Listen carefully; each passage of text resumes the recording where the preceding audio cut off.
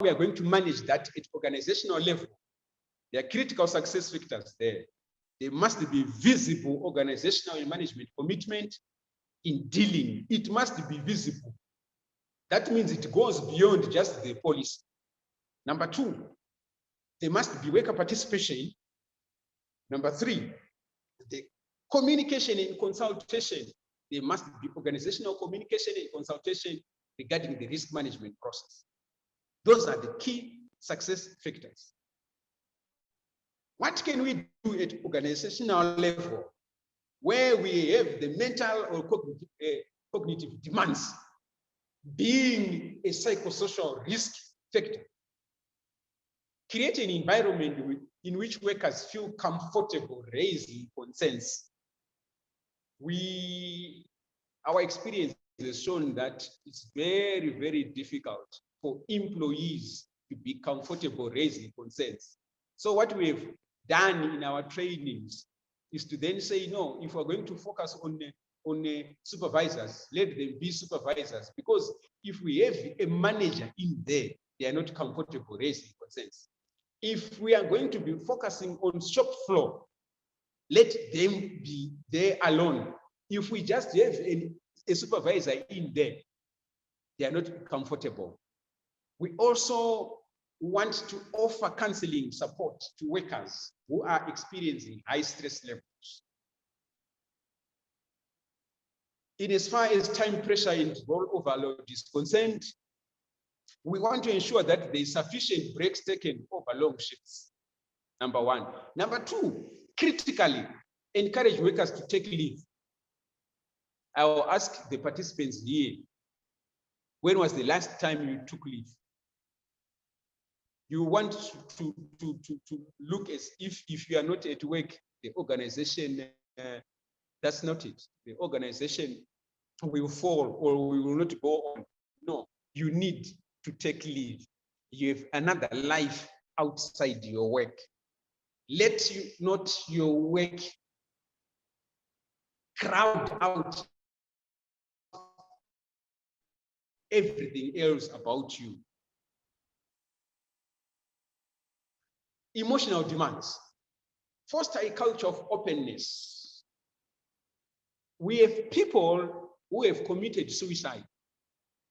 Yet, if the climate of the organization was such that they are able to speak about the situation they have found emotionally challenging, we could have done away with that. So let's create a culture of openness. My challenge to you guys, especially supervisors, managers, please make sure you create a personal relationship with your subordinates so that they feel confident, comfortable to talk to you about what is happening in their lives. Follow up with workers who have experienced an emotionally demanding situation. Hey, HR, it's very easy. Someone has lost a kid.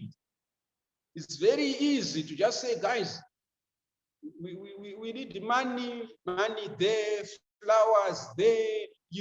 It's, well, to a certain extent, that's good, but always follow up. Always have an interest, because this is an emotionally demanding situation.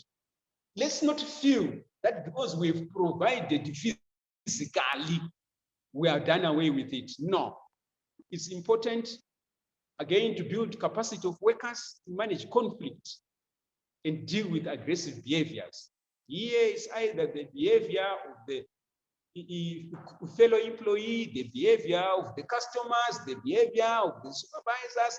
We also need the workers to manage that conflict. And one way of managing conflict is to know the person you are dealing with, is to know the person beyond the name, beyond the title. The physical demands. Let's take regular breaks from physically demanding work. Let's ensure the tools are in order. Let's ensure that we also have shifts in rosters that are scheduled in a way to allow workers enough adequate time for rest and sleep. Because without rest and sleep, there is no psychological health. Challenging work hours or shift work, provide clear guidelines, promote work-life balance, promote work-life balance. Low job control, consult with workers about change, increase the delegation of work tasks, and provide workers with more input into how work is undertaken. Yeah, aspect of delegation, key. But most managers, they don't want to delegate. Why?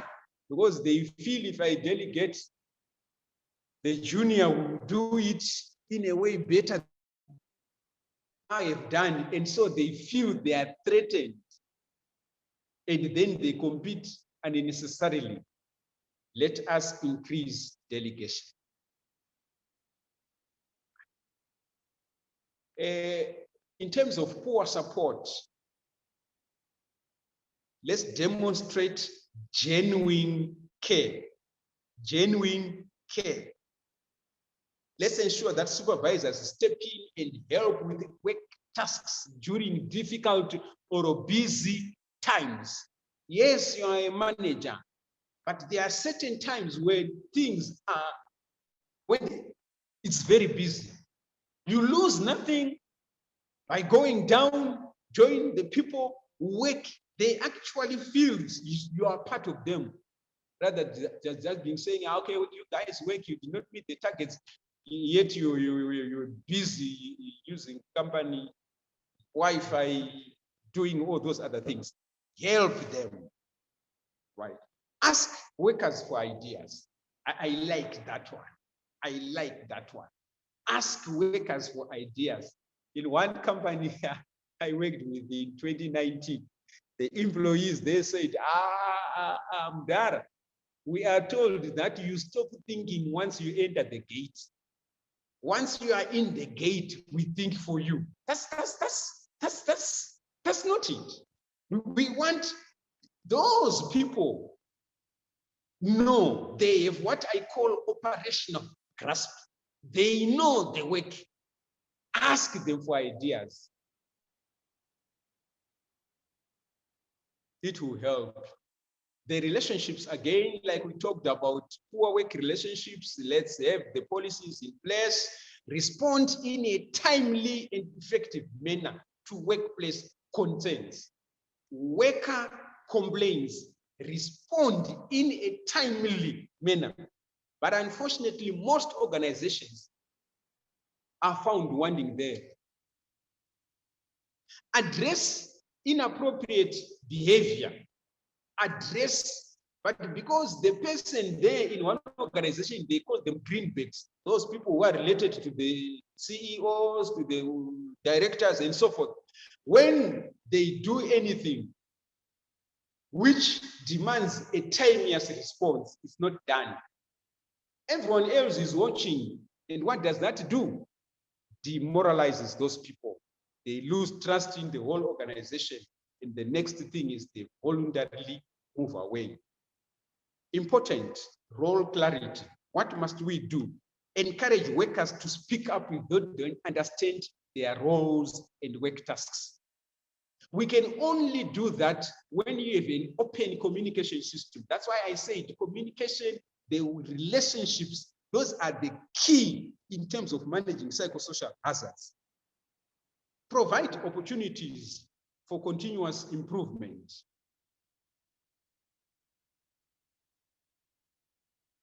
Low recognition. This is, when we talk of stress now, this is the effort-reward imbalance. When we talk of stress models, is the effort-reward imbalance. If someone works hard, that person must be rewarded. Ensure that workers are provided with feedback that is timely, specific, practical. Recognize and reward workers for their efforts. right? That's key. I will highlight some government departments where they will say, no, some people, if you move from a private organization to a government, they actually say, we have now gone to retirement. Because I also deal a lot with government organizations. Why? Because they are saying the reward and the effort, they don't match. Why work so hard when I will only get this much? Even if I work as hard. So one, it comes from the person realizing that I am not being rewarded, number one. Number two, it also comes from the peers who will then say, hey, you've worked yourself so hard. What have you got? Same pay with me, who works half the effort. So law recognition and reward need to be managed. And organizational justice, let us be fair. And let us clearly explain how we come up with decisions. And then behave and interact with others consistently and promote an employee assistance program that responds to both work and non-work related individual issues and concerns. That's the key there. We've got work-related individual concerns. They have to be managed. But you also need to look at the non-work-related individual concerns. Because if you don't manage those non-work, they will have a bearing on the work issues. When it comes to poor organization and change management, respect individual differences. Especially managers, supervisors, we have problems respecting the differences because we think we know it all. What do? We frustrate people out of the organizations, or we frustrate them to the extent that they will just give the barest minimum for them to survive. Especially these days, it's an employer's environment. If you move out, it will be very difficult to get another job. So they will just hang in there for the sake of the paycheck. The aspect of the lone worker is now coming. The advantages, we've talked about it. Isolated work, provide training to workers to help them prepare for working alone. It's one thing to tell the person that you are now going to be working alone because of the COVID issues, because of the environment. It's important that you provide training to them, especially resilience training, right? Avoid work at risky times of the day. I think this has been talked about in detail, and I liked what was coming up, risk-based deployments. All those issues will help in managing the effects of isolated work. Violent or traumatic events, there's need for counseling and support services. Actually, next week, we'll be going to a certain organization where a traumatic event happened, and they realized that there's need for the surviving employees to get the counseling and support services.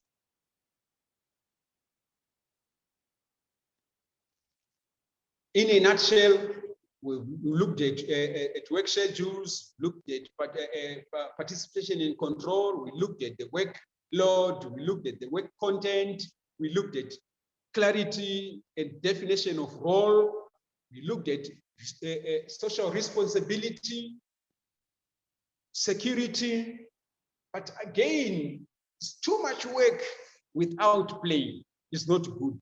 So there is need for organizations to really look at aspects to do with leisure time. Maximize leisure time to restore physical and mental balance adaptively. It's important. We have organizations who then have either chess, snooker, you've got ball games at the workplace. Some will then do weekends. But you want others, they have annual holidays. it's important for people to actually relax so that you re-energize.